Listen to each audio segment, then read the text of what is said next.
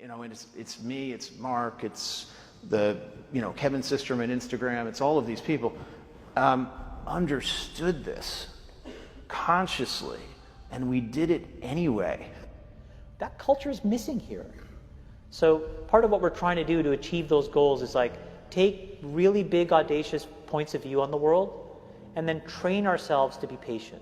And it's really, really hard. The entire society is set up to not be patient anymore. Consumer internet businesses are about exploiting psychology. And that is one where you want to fail fast because, you know, people are unpredictable, and so we want to psychologically figure out how to manipulate you as fast as possible and then give you back that dopamine hit. We did that brilliantly at Facebook. Instagram has done it, WhatsApp has done it, you know, Snapchat has done it, Twitter has done it. So there are great examples. WeChat is doing it. There are great examples of failing fast is the right path to exploiting psychology of mass populations of people. I feel tremendous guilt. I think we all knew in the back of our minds, even though we feigned this whole line of like there probably aren't any really bad unintended consequences. I think in the back, deep recesses of our minds, we kind of knew something bad could happen. But I think the way we defined it was not like this. Turn it off. That's what I would say. It's hard for young people now because they're hooked. They're addicted. If you don't think you're addicted, and I'm talking about anyone, from the highest to the lowest, if you don't think you're addicted, then see if you can turn it off for a week. It got quiet in here, didn't it? Didn't it get real quiet? It's a tool, so we should use it. God has blessed us with free will. Now it's free will magnified, free will on steroids. You're free to go in any direction you want. It will allow you, and it's not the enemy. It's just a reflection of our own free will. You know? And we all want to be liked. But now we want to be liked by 16 million.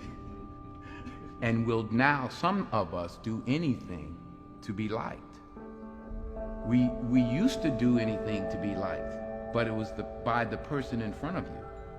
Now it's to be liked by 16 million people that you don't know. We have to ask ourselves, what is the long-term, if not the short-term effect of too much information?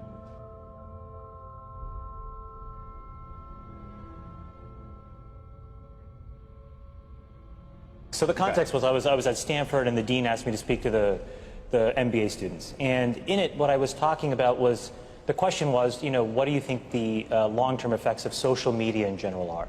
And unfortunately, what happened was, I think it's easy to characterize what I said just as a Facebook-specific thing because I worked there and I was a key part of growing it. The reality of what I was... Explain what you said at the time. So what I said was, I think the tools that have been created today are starting to erode the social fabric of how society works. And what I meant by that is the following thing. Today we live in a world now where it is easy to confuse truth and popularity. And you can use money to amplify whatever you believe and get people to believe that what is popular is now truthful and what is not popular may not be truthful. You know, Joe and I, for example, we've been on the other side of climate for a long time, right? And the reality is now I can take money and I can use that through all of these social media systems that exist to hundreds of millions of people, and I can convince all of Joe's friends and everybody like him of my opinion in very subtle and small ways. And he can do the same to me. We can do that about vaccines. We can do that about gay rights. We can do that about bathroom laws. We can do that about Roy Moore. And so I think the question we have to ask ourselves is, how do we live in a world where this is now possible? And so it was about that, but just so I understand, was it because I read and watched parts of what you were talking about. Part of it seemed to me about the ability to pay to manipulate people's thoughts. The other seemed to me to be this sort of ADD society with which this sort of liking and everything else has created this sort of feedback loop that you compared to drugs. We know for a fact that what all of these systems do, every single one, is it exploits our own natural tendencies in human beings to get and want feedback. And that feedback, chemically speaking, is the release of dopamine in your brain. And so what these feedback loops do, and they exist everywhere, in Call of Duty, in other video games, in social networking sites, they get you to react. when Facebook was getting going, I had these people who would come up to me and they would say, you know, I'm not on social media. And I would say, okay, you know, you will be. And then they would say, no, I value my real life interactions. I value the moment. I value presence, and I value intimacy. And I would say, well, you're a conscientious objector. That's okay. You don't have to participate, but, you know, we'll get you eventually. and like, I don't know if I really understood the consequences of what I was saying.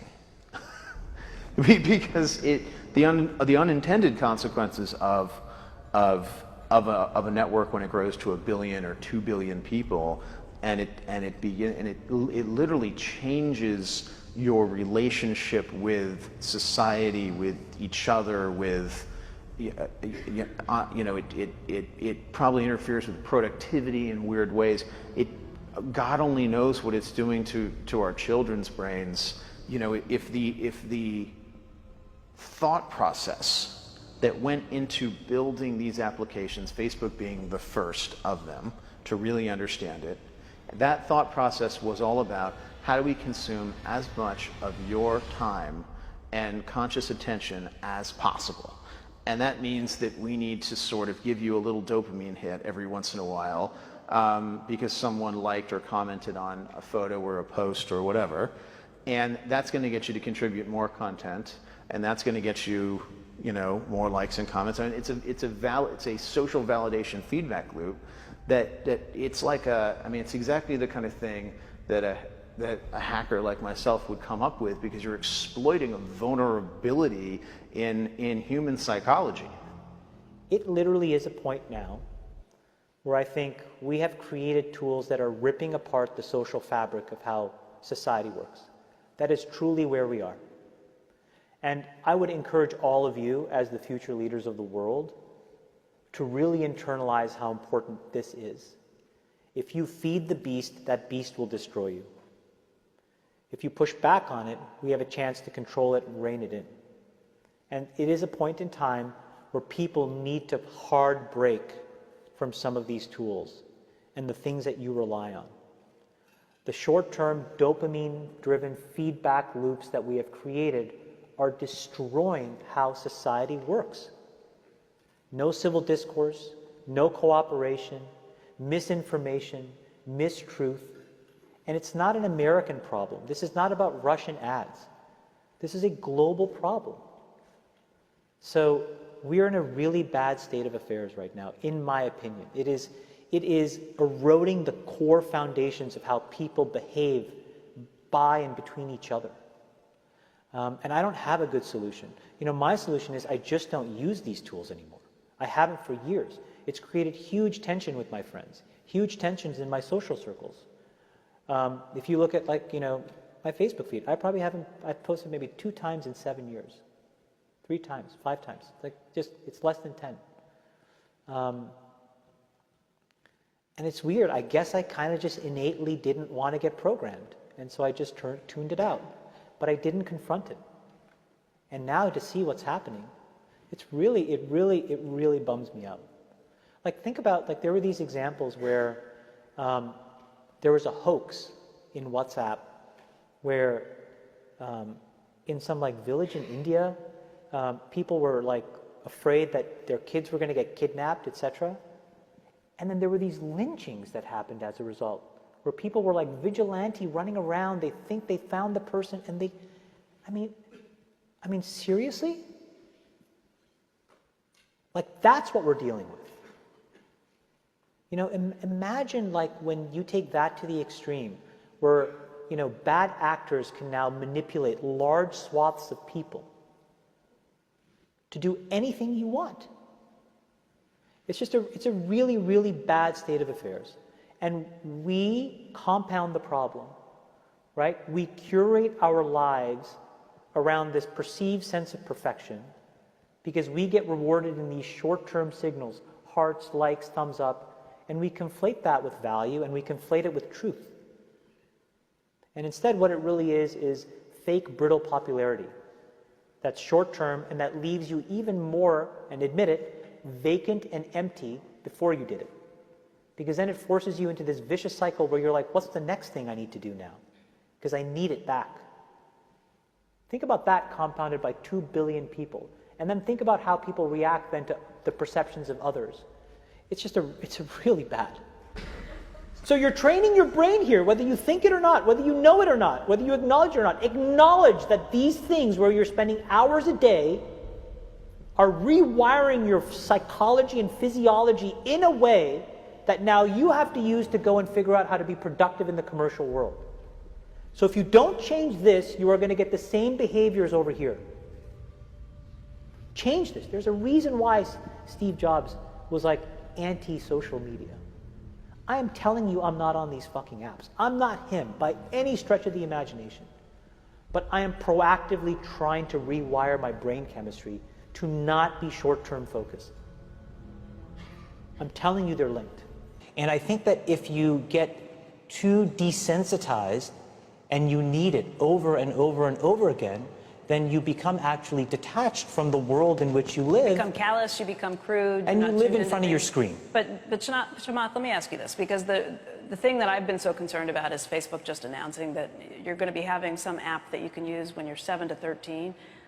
I mean, it's one thing for us to be doing this, but to be hooking your kids on something that you're describing as a dopamine fix at that age, that's crazy. So look, I think in the case of Facebook specifically, I think they have probably done more than any other company, quite honestly, to try to fix it because of all of the companies, and I've seen them all up close.